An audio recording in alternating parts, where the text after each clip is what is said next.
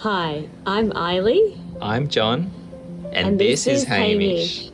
And we're turning our 20 acres of wild Tasmanian bush into our dream homestead, one crazy, awesome project at a time. I prepared the subfloor by giving it a light sand to provide a rougher surface, then cleaned it thoroughly, including any possible oily marks. This is to prevent the adhesive from having any bonding issues with the subfloor. We chose small cork floor tiles from Bunnings as they were affordable, non-toxic, mold-resistant, and we found they were the most attractive. I picked a join line in the subfloor and checked for square, so I laid that starter row and then continued from there, using it as my guide row. Small section first, then moved across the room to finish up at the kitchen door. One mistake I did make in the beginning and towards the end was not allowing the cork tiles time to acclimatise properly in the room. It caused them to shrink slightly after being laid. I glued them down using Bostik Ultraset as it gave a combination of adhesive, moisture barrier and a sound reduction membrane all in one. I am intending to use it again as I found it both easy to use and clean up. Unfortunately, I only started filming when I was giving the tiles a sand to smooth and even them out before clear coating. I started with Boner Prime Intense. This was to lock in the natural colour and enhance the deep, rich appearance. It also helps to fill in the porous nature of the cork tiles to give them an even finish, and it's cheaper per litre than finish coats. I then applied a single moderate coat of Boner Mega in a matte finish. This was to allow me to apply the Boner Mix and Fill to the joins without filling up all the detail on the cork tiles.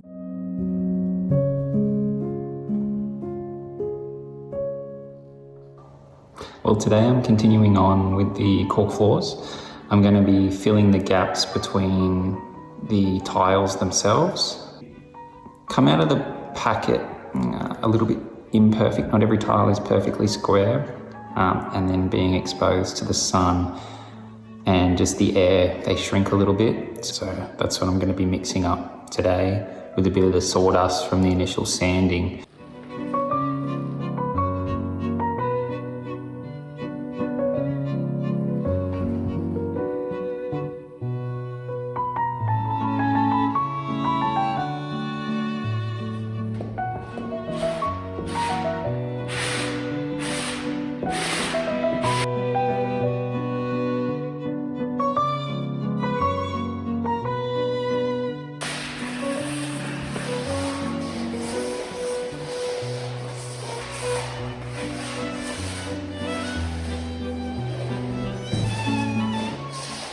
And this is what we're ending up with. It's quite seamless between the tiles. It's still got to be sanded yet. It's product I haven't used before, but it's pretty simple to use, and the result is fantastic for what I was hoping for. And this is what we're working with this morning. I've never sanded cork floors before, and I was worried about the standard drum floor sanders you can hire being too rough on the soft cork floors.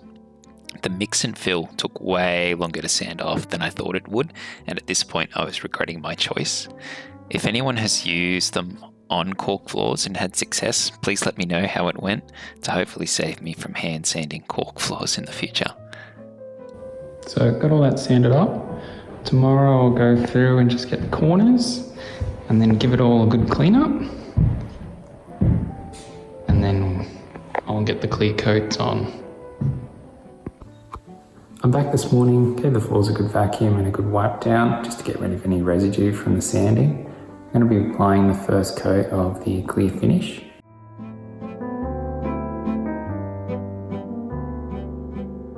I'm using a 75mm wall brush to cut in the border with the Boner Mega matte finish. It's a non-yellowing water-based polyurethane with great wear resistance. It's fairly easy to apply and gives a fantastic finish. I found using a roller the best way to apply the finish, using a trade quality roller cover intended for polyurethane finishes. You don't have to worry about any tiny air bubbles forming on the surface, giving you a rough finish. I use a long deep bucket so I can dunk the entire roller under the surface so that it provides even coverage as it rolls. The plastic bag might seem odd, but it saves cleanup time and I've chosen to go with 3 layers for the finish coats to really even out the sheen on the floor due to the cork's porosity, while also enhancing the final look of the floor.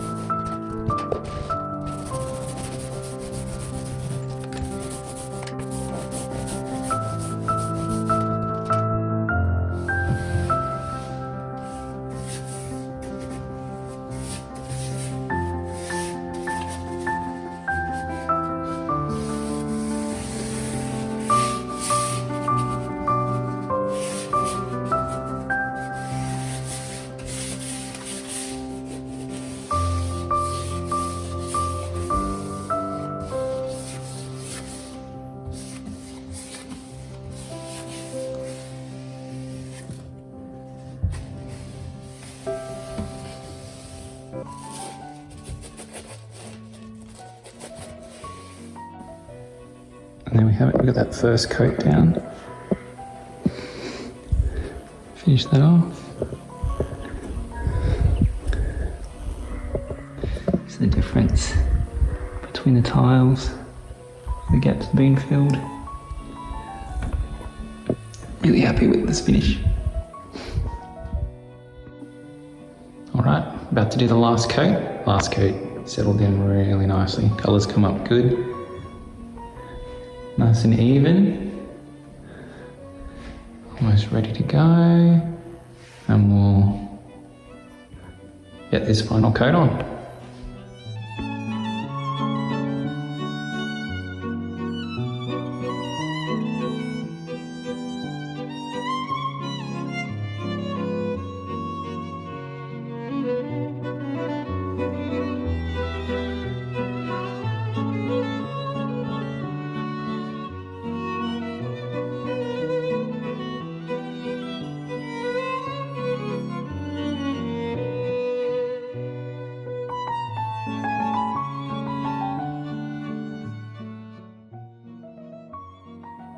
Final coat down, finished up for the day. Not bad. And that's it.